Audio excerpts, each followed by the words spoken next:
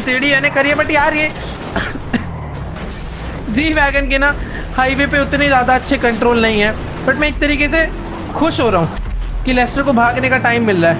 अपनी गाड़ी यहाँ पर अटक गई है क्या? निकल गई यार, कोई बात नहीं।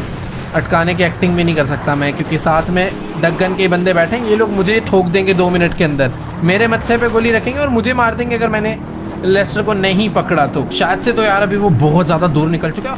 ले भिड़ा, ओ गया गया गया गया भाई, इतनी बुरी टक्कर नहीं देना चाहता था मैं। भाई इसके तो सारे गार्ड उतर उतर के भाग गए, इन्होंने डगन की जॉब छोड़ दी। ये लोग तो सारे निकल लिए भाई, क्योंकि इन्हें पता है अब जिंदा नहीं बचेंगे डगन के हाथों, क्योंकि जिसको पकड़ने भेजा था वो गया।